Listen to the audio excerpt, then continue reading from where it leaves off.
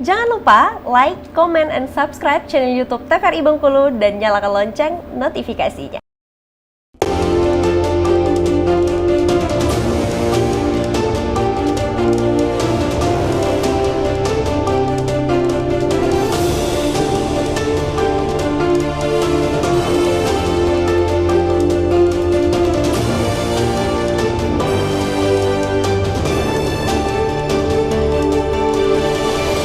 Ya pemirsa, Anda kembali menyaksikan Berendo TVRI Bengkulu edisi hari ini dengan tema Koperasi Merah Putih untuk Kesejahteraan Rakyat.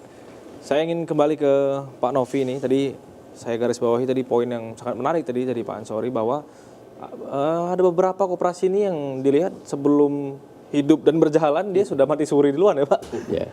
Saya ingin bertanya ke Pak Novi, fenomena ini bisa terjadi di tataran mungkin desa dan kelurahan ini faktornya seperti apa? Apakah karena memang sumber daya manusianya tidak ada yang bisa dijadikan pengurus, minimnya sumber daya, atau karena sumber dayanya yang minim kompetensi, atau karena apa sebenarnya Pak? Apa sebenarnya kendala terbesar yang dihadapi oleh masyarakat kita yang ada di desa untuk menjalankan sebuah koperasi?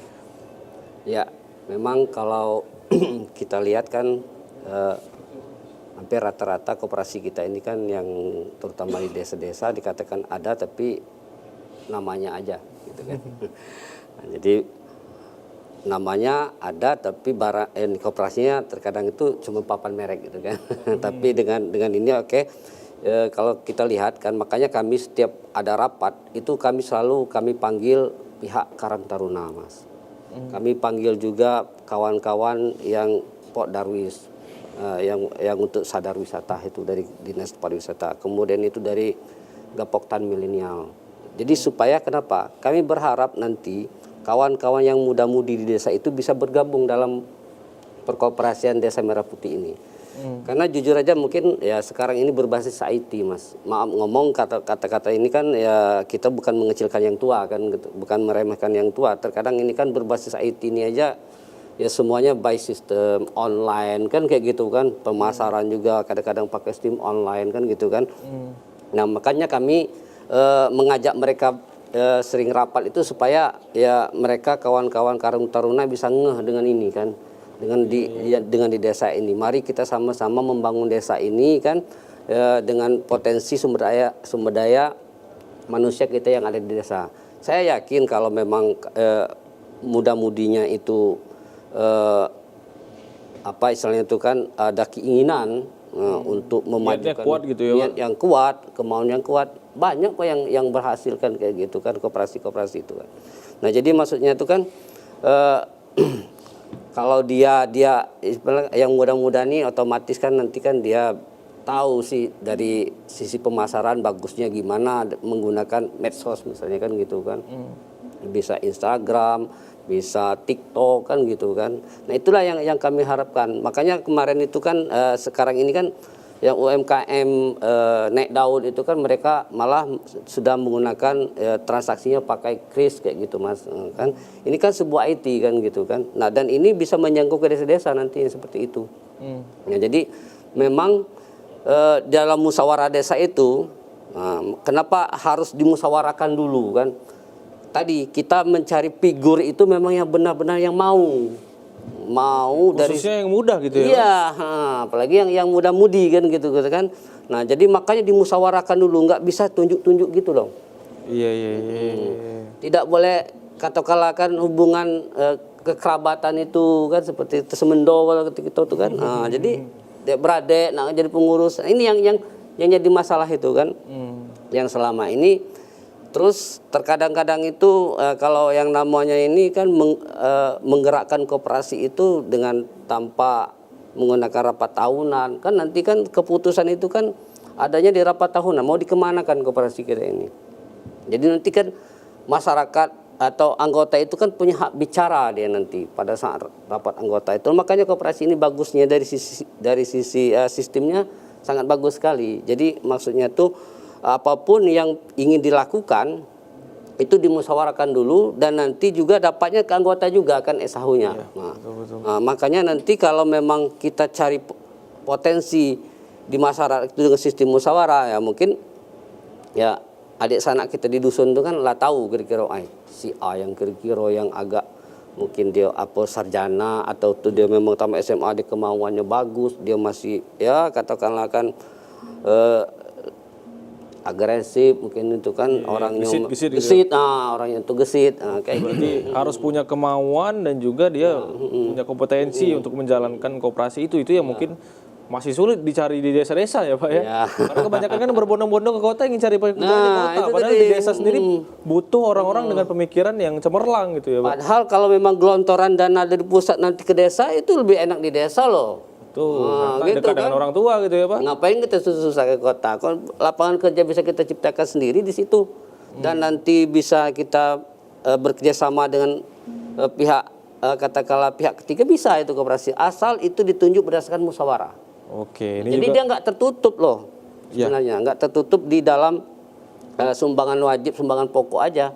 Oke. Kurang modal kita bisa guide yang namanya pebisnis atau pengusaha yang kira-kira mau bekerja sama dengan cara musyawarah. Oke, menarik sekali poinnya. Saya ingin ke Pak Ansori nih Pak. Ini fenomenanya seperti apa tanggapan Bapak bahwa sebenarnya kan ini kan yang diharapkan dari kalangan muda, mereka punya wawasan terhadap teknologi yang idealnya lebih luas daripada kaum-kaum yang lebih berumur gitu kan Pak. Tapi malah di beberapa desa, di banyak desa bahkan para kaula mudanya justru enggan dan tidak punya kemauan, bisa dikatakan dalam tanda kutip. Ya betul, salah satu adalah yang menjadi penghambat ya, itu adalah minat dari generasi muda untuk menjadi katakanlah tokoh atau orang yang menjadi entrepreneur di usaha koperasi ini agak rendah.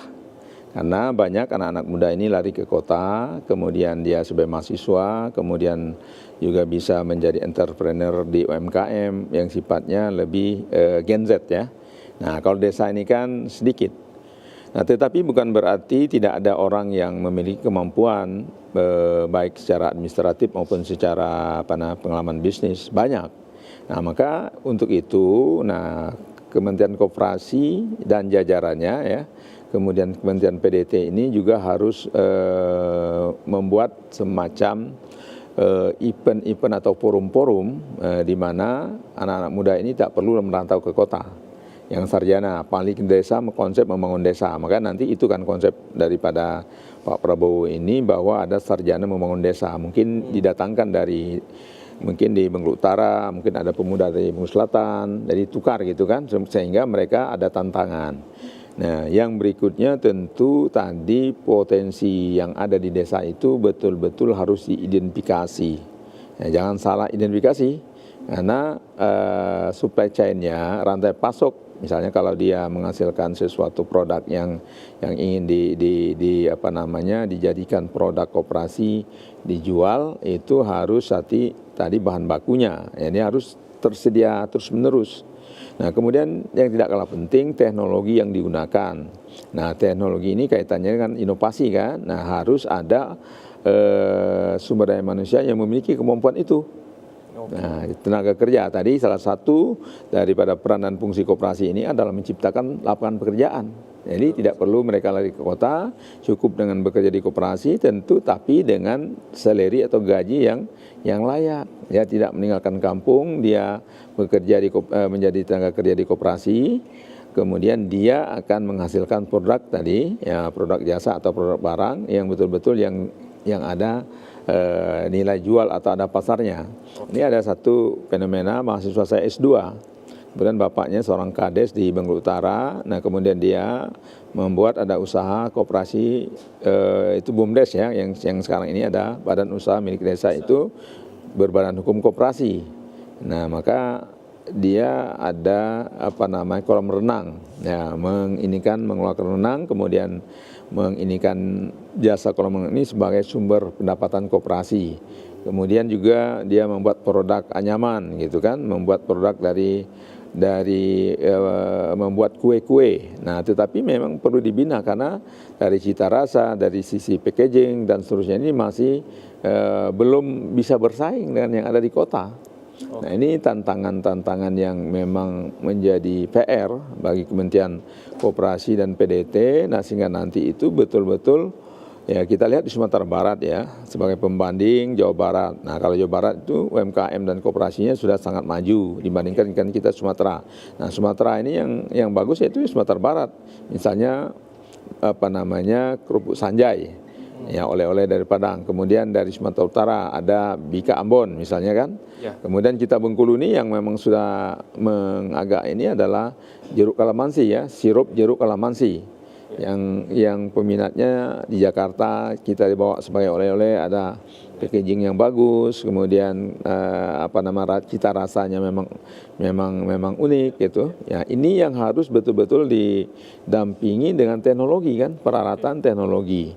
Nah, Ini harus kita pastikan dan kita kawal ke depan bahwa sumber daya manusia yang layak dan berkompetensi serta kemauan yang tinggi bisa menggerakkan menggerakkan koperasi ini. Semakin menarik, kita harus jeda terlebih dahulu. Kita akan bahas nantinya di segmen pamungkas, segmen terakhir, Pak.